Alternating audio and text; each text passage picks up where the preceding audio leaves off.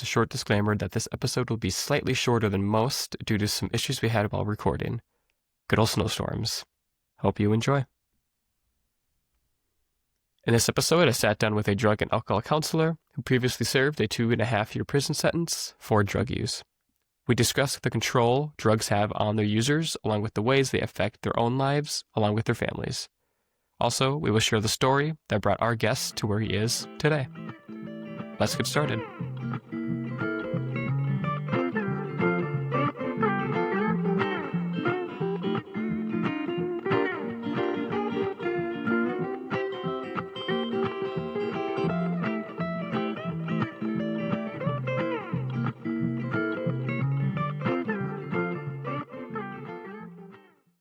Alrighty, who am I talking with today? How you doing? So my name is Daniel McGowan. So I'm a father. I'm a husband. I'm a certified alcohol and drug counselor. I own my own LLC that I do some work through with the mental health field and recovery field, substance abuse field. And also, I'm also a, recovering addict. I'm in recovery from drugs and alcohol, which, kind of took up a large part of my life. And, I've been able to dedicate myself to the recovery process and helping others and kind of find that purpose that I was looking for so long. Grew up in a normal family. Mom and dad loved each other, dead end street, white picket fence, house on the corner, everything. Grew up playing sports. But, something happened in that transition from like middle school to high school. I just kind of started getting involved in the wrong direction, the wrong crowd, and kind of spiraled out of control. It's been a long journey putting my life back on track, but have 15 years of continuous sobriety now, and have just kind of dedicated myself to, to learning more about people, helping people, and just moving forward and growing, that constant journey for self-improvement and becoming the best version of myself. And you said for 15 years you were kind of on that track of using drugs and maybe abusing them a little bit. Was there a certain thing that kind of got you out of that, or? Yeah, I mean, it it's just the consequences, right? So the consequences just started getting greater and greater. The Mm-hmm. last stop for me was a 5-year prison sentence, right? So I did about 2.5 years on that and got out on parole. But I just remember sitting in that prison cell one day on my top bunk. My my roommate below me, roommate, Mm-hmm. was there for, he was doing life. He wasn't getting out. A double murder. He went home one day. He found his wife cheating on him, and he killed her and killed the guy. And Mm-hmm.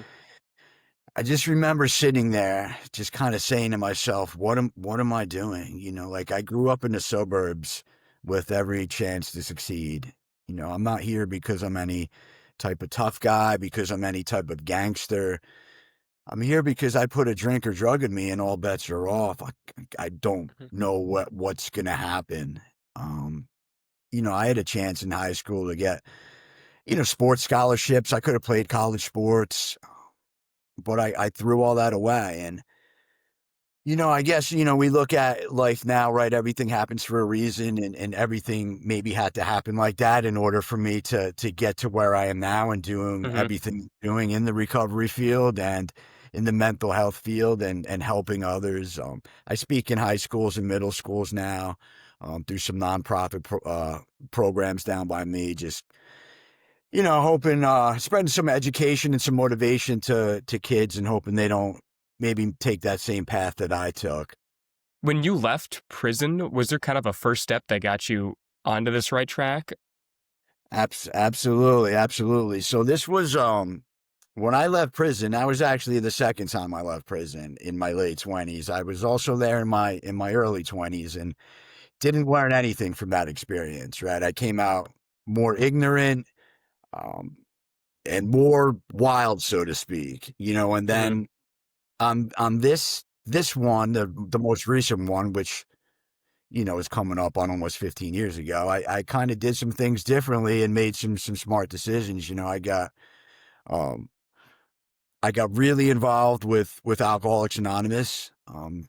Towards my end, obviously drugs is what brought me to my knees, but I found sobriety in Hmm. the Alcoholics Anonymous rooms. It just felt like there was more of a solution in those rooms, and older gentlemen who really kind of took me under their wing and kind of loved me until I learned to love myself again. I knew my dad, when I left prison, my dad said, "I'll let you come back and stay with me, but this is your last shot." And Hmm. I knew in that moment that he meant that, because I was given some last shots before from him, but there was something different in his voice and his eyes on this one, and I knew he meant that this was really my last shot. And I kind of looked at it like, here I am, like this is the crossroads, right? Like I'm young enough to have a great life, but I'm also, if I'm not careful, I'm gonna snap my fingers, and time is just gonna go by. I think one of the biggest mistakes we can make in life sometimes is thinking we have all the time in the world, and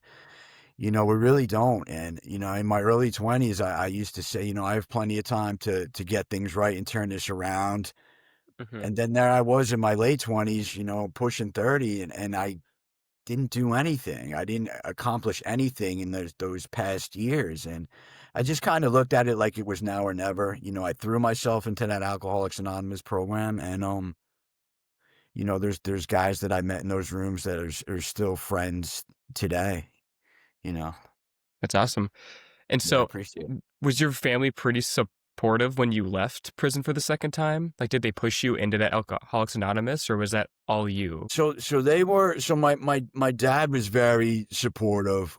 My mom passed away a few years prior, which was Oh. tough because that was something I had to kind of process, work through on the outside.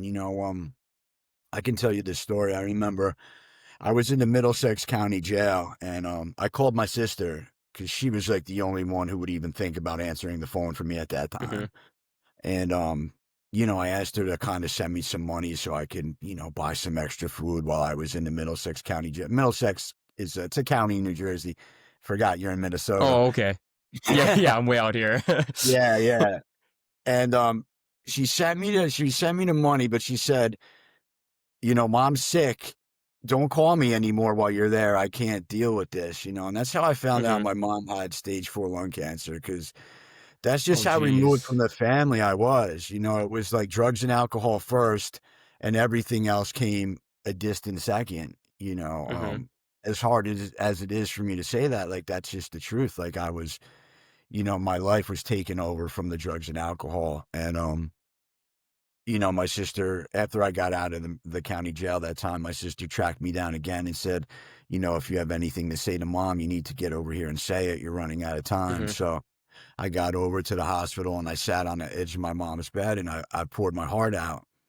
But I was a little bit too late, right? Because she was so weak from the chemotherapy. All I got in response was moans and groans. Like she was too weak Hmm. to put a sentence together.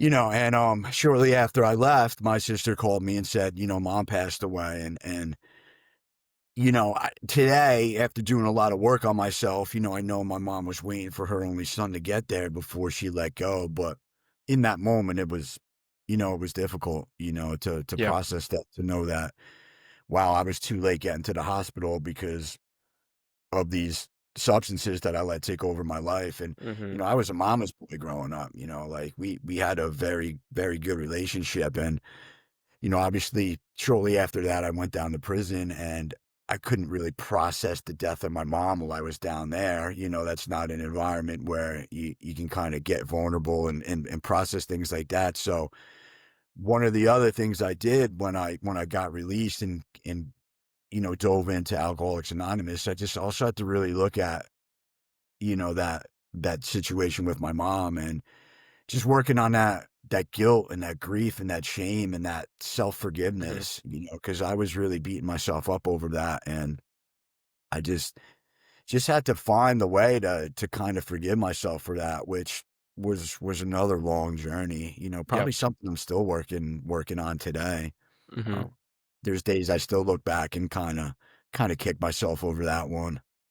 Mhm.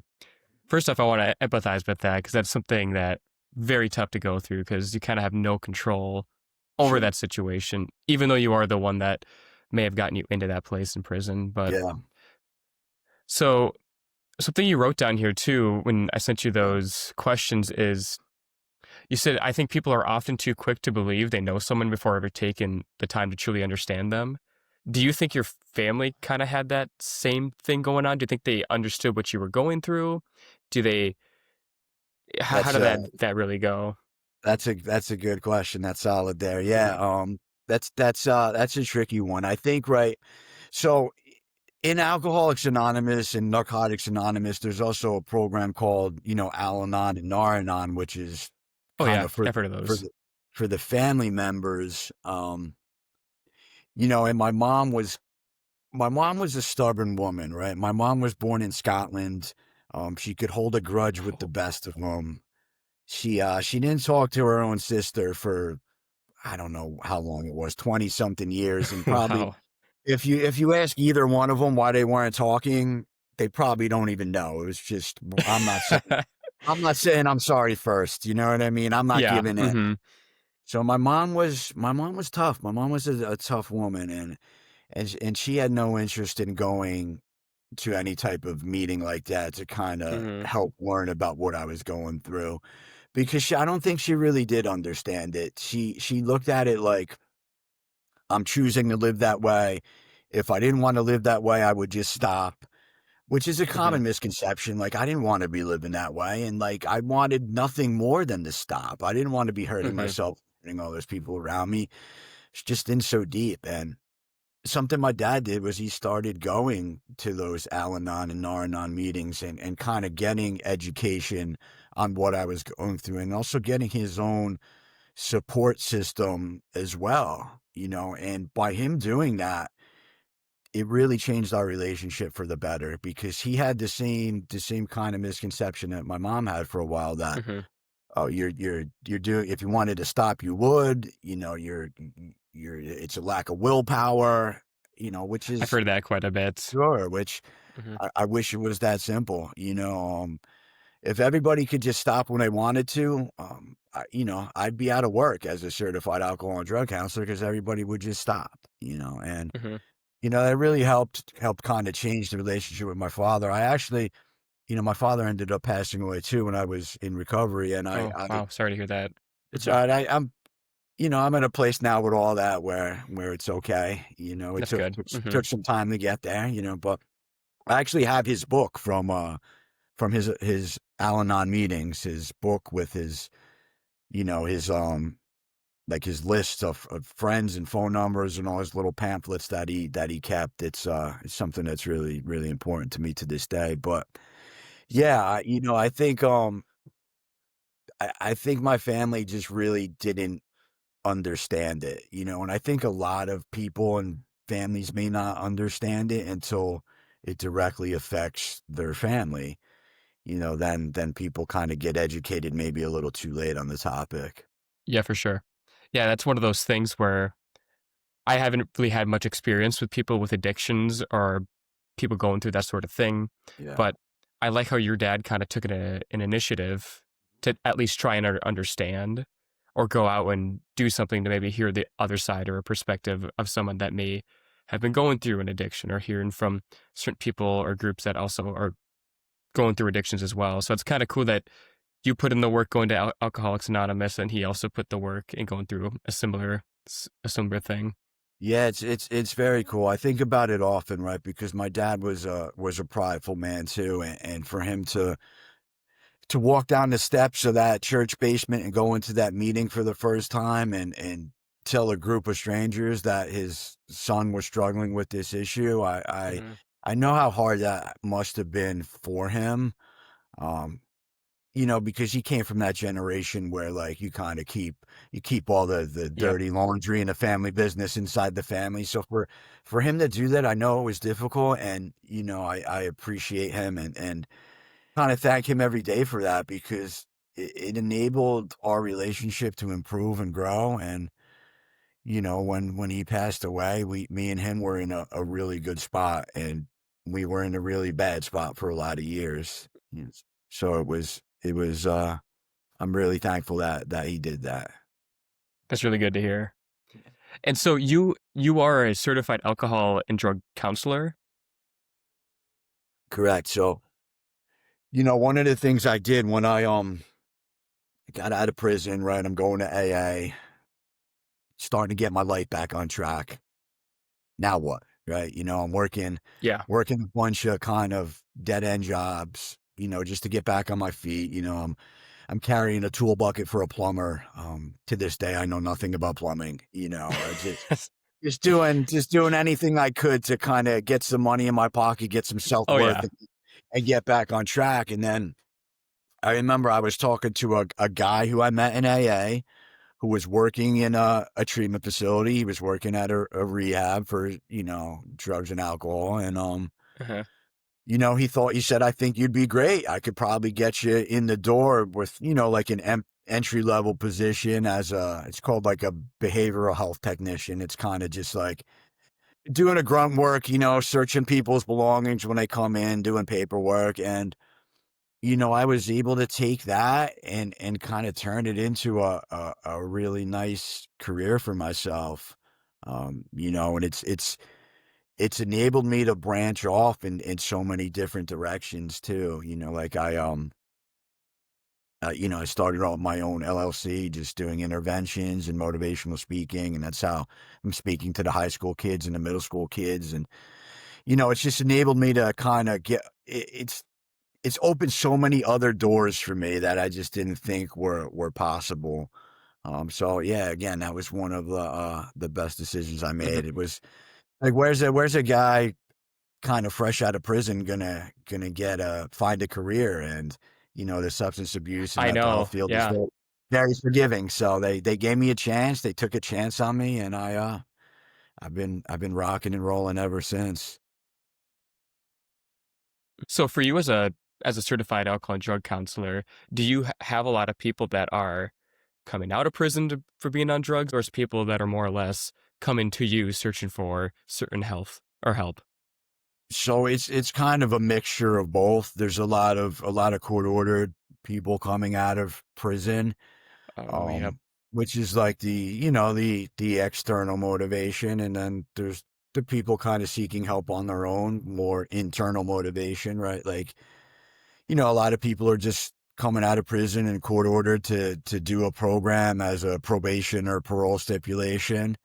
May not have a lot of desire to really be Yeah. there, but they don't want to screw up their probation. So they're there. And Hmm. then there's the flip side where there's people who are just kind of voluntarily seeking that help as well, which, listen, whatever works. Sometimes there's a phrase that goes around in the recovery world that says, if you don't want it for yourself, it's not going to work. And I understand what the concept is, but I also really don't like that phrase, right? Because it kind of gives that person who's not doing it for themselves, who's doing it for parole or probation, or is doing it because they live with their mom and mom said, either you go get help or we're just kicking you off the car insurance, right? Whatever the situation is, it gives that person an excuse to say, well, I really don't want it for myself. I'm doing this for my mom, so it's not going to work. So what's the point of Hmm. trying?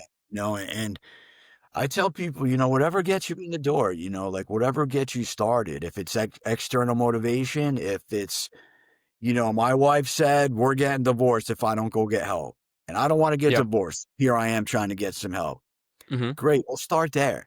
And hopefully throughout that process, that external motivation can turn into some internal motivation, right? Like, okay, I started it for this reason, but I really like what's happening. I really like the changes. So I'm going to continue it for myself. That external can turn into that internal.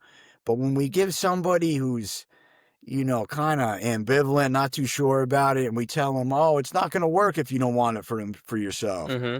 A lot of times they're going to take that and say, well, then I'm out of here because I don't want it for myself. So why am Yep. I wasting everybody's time? It's like we're giving them a way out, so I like to take that away from people. You're here for probation? Great. Welcome. Let's see what we can do. Hmm. So do you think is a goal of yours trying to switch them from that external motivation to an internal, or does it just depend on the client? I mean, that's the beauty in the whole thing when you see that happen. And it doesn't always happen, I work at a facility right now, and this morning we had to, discharge somebody. Just that happens sometimes, right? Like not everybody's Hmm.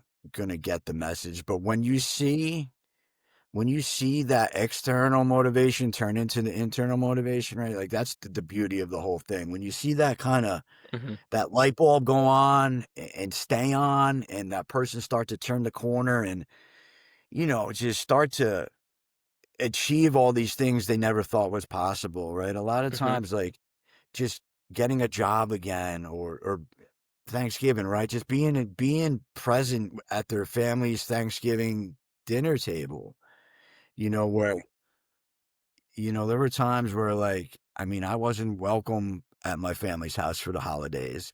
So something as Yeah. simple as sitting around a table eating Thanksgiving Day dinner, just seeing how happy that makes that person, and just seeing that shift and that motivation start to change. I mean, that's what makes it worth it when that happens, because Hmm. there's a lot of relapse, there's a lot of so-called failure in this field.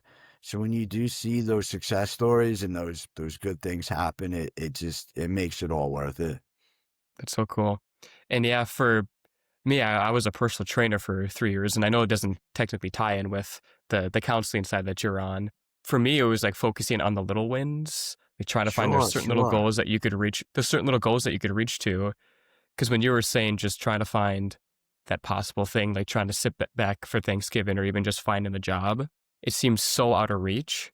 Yeah, And people just, they see that end goal and they're like, I have no idea how to get there. So yeah. maybe I'm just going to give up. So definitely having someone like you that has not only gone through the experience, but was able to overcome it, become in this position, and be able to work on those little external and internal factors slowly to build up.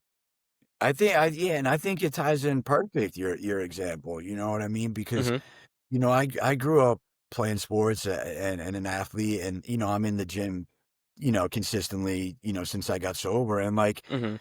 it's the same concept, right? When you first get to the gym, and whatever you're doing, like saying you're weight training, and all you can do is bench press the bar, and then, a month later, you Uh-huh. got 245 plates on each side, and you see, okay, I'm putting in this work and I'm Hmm. getting positive results now, or I can only walk slash jog the mile on the treadmill. But wait, today I jogged the whole thing. I didn't have to walk at Yeah. all. Like, and that gives you the motivation to keep going. It's like, wow, I just did this. What's going to happen next? What's going to happen next? And it's like, wow, I ate Thanksgiving Day dinner at my parents' house, and they didn't hide their wallets when I was at the table because they weren't worried about me stealing Yeah. their money to Yeah. go buy drugs. Like, that's great. What's going to Hmm. happen next if I keep doing the right thing? It's the same Hmm. concept. It's great. And yeah, I find that it's so cool that you said like, "Wow, I did this." With a lot of my clients or a lot of people that are working towards something, that little spark of motivation. It's like, "Oh, I feel good. I feel good completing this, or I feel good doing this thing." And they're like, how can I do this more? How can I make this feel good last longer? How can I, Yeah. continuously work towards this thing?" And it almost hits you like a spark. It's so weird when it happens. They're so proud of themselves for achieving that milestone, which from somebody who is on the outside looking in, it may seem like such a small win, like you said, right? But to them, that win means everything. And that, like for you, personal training, just seeing how proud they are of themselves and knowing that you played a role in that, like that feels great, and I'm in on the same boat with with the helping the people from the substance abuse, right? Just playing a role in them being so proud of themselves, makes it all worth it. Like you're saying, that role that you play in someone's life. Like it has.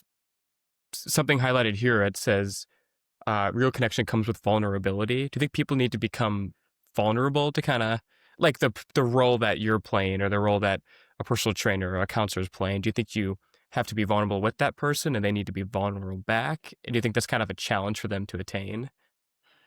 Sure. So vulnerability, I think it's always tough for the client or the patient or whatever terminology we want to use to describe their role to come in and be vulnerable. Especially if they're new to treatment or new to counseling or new to therapy.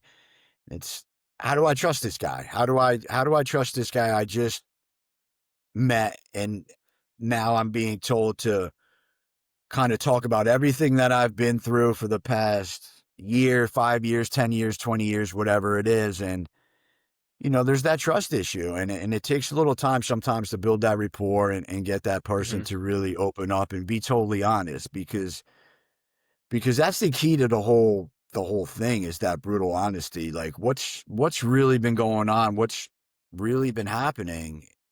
And then we can look at why that's been happening. If we're not honest about what's been going on, then to get that desired outcome or move forward with the recovery process, it can be difficult, right? So, for me to come on here and say, "Hey, Tanner," like and tell this story about how I was late, I was too late to the hospital to hear my mom's last words, right? That's not something when I first got clean and sober I was comfortable saying because I would say to myself, "Wow, whoever's listening to this, I don't want them to look at me as a bad person, right? Because I don't feel like I am. I just when I had that drink or drug, I made really bad, poor decisions, and it's just the power of recovery is in that vulnerability. It's in that honesty. It's in that let me be brutally honest so I can move forward and grow. But yeah, it's not easy. It's not easy to just tell all those deep, dark secrets. Especially a lot of people have kind of grown up in that environment where it's like, you don't talk about your problems. You just Yep. figure it out. You handle it. I grew up Hmm. in that house where a man didn't talk about his problems. He just figured it out. Just handle it. Just, find a solution. But, I kind of realized as I move forward in life and in recovery, right? Like there is power in vulnerability. Like it's hard to sit in front of a group of people or an individual and talk about guilt and grief and shame and loss and trauma and PTSD, but that's how we heal. That's how we heal from what we've been through. With that trust portion, do you think that's pretty difficult to come by with people, or is that something you have to work with over time?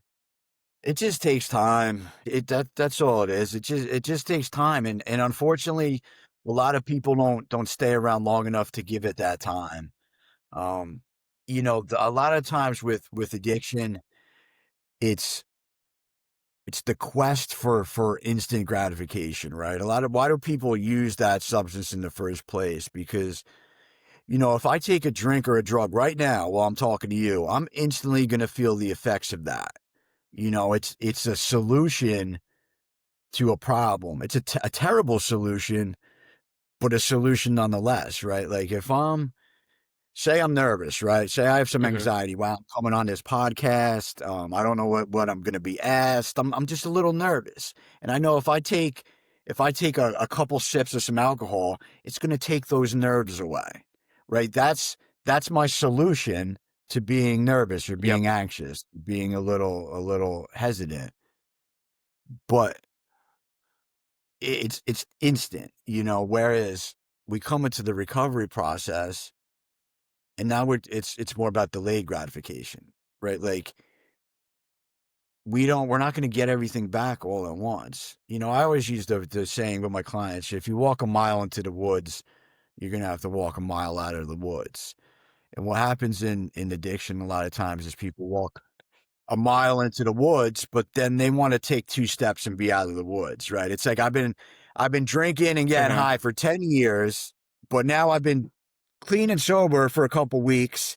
I want the house, I want the car, I want the six-figure job, I want all this stuff back now. We want it instantly, that instant gratification instead of delayed, and just telling people relax. It's going to happen over time, but we need to practice that patience. And, if I was at a point in my life, right? If my drug dealer said, "Dan, you have half an hour to get here, and if you don't get here in half an hour, I can't do anything for you until the next day." I'm gonna figure out a way to get there. If I'm an hour away and I got to steal somebody's, bike and ride it down the shoulder of the highway, that's what I'm gonna do, right? But then a lot of times people come into recovery and it's, oh, you want me to go to an AA meeting every day, or you want me to go to outpatient every day? That's a little extreme, don't you think? We got to chase that recovery the same way we chase the addiction. But I think a big reason why people don't is because of that whole instant gratification versus delayed gratification. We chase the drink or drug that way because as soon as I get that drink or drug, I'm going to feel the effects. I'm going to feel those results.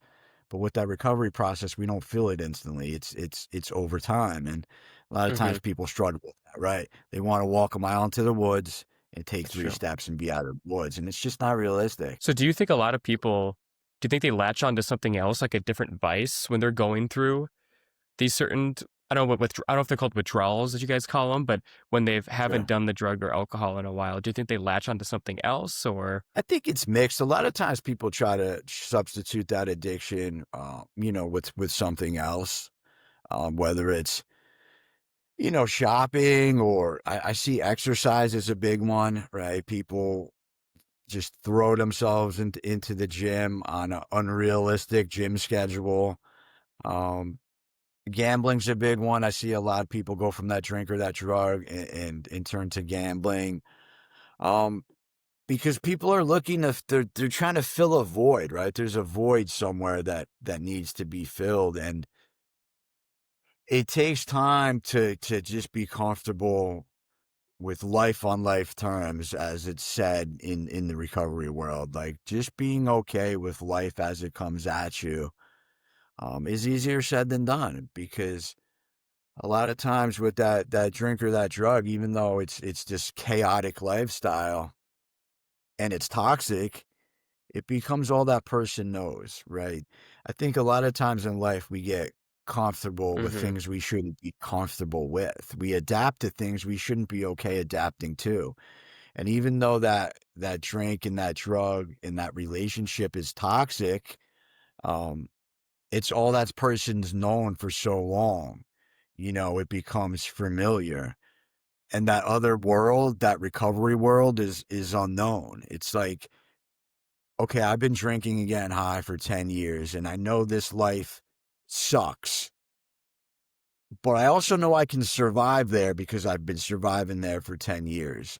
I don't know what the other side looks like, and that fear of the unknown creeps in. I think another mistake we make as human beings is we spend too much time thinking about what could go wrong and not enough time thinking about what could go right. And that I think that holds us back from trying things. A little quick example. So I wrote a book. I finally finished my book, and for a long time I said, Oh, awesome. "Why?" Congratulations, dude. I appreciate it. I appreciate it. And for a while I said, "What's the point of writing this? Like, Mhm. nothing's gonna come of it." I looked Uh-huh. for what could go wrong. I looked for reasons not to do it instead of flipping that perspective and looking what could go right and looking for reasons to do it. And at the end of the day, if nobody buys it, that's fine. I wrote a book. It's got my name on it. You know what I That's mean? so Like, cool. that's right. That's worth it right there. And 40 years from now, my son will be sitting at the kitchen table talking to his friends about what it was like to be raised by me, and he's going to be able to sit there and say, my dad wrote a book, so that makes it all worth it right there. And I just think, like, I've seen it so much with people early on in the recovery process where it's like, why am I even trying this? I'm just going to end up drinking again. I'm just going to end up using drugs again. What's the point of even trying? I know how this tape plays out, and they look for that reason to stop. They look for that reason to not keep going. They look at what could go wrong, instead of saying, well, you know what? What if I get it right this time? What if I get that life beyond my wildest dreams that everybody talks about? What if I stay clean and sober and I buy a house and I start a career and I get the wife I've always wanted? And instead of just giving up too soon because we're looking at what could go wrong. And yeah, that's the thing too with people when they look at that unknown or the bad stuff that instead of looking at the good stuff, is they look at the unknown and it's almost more scary than even trying something small or even failing. Maybe they don't even think about failure. It's just what could happen.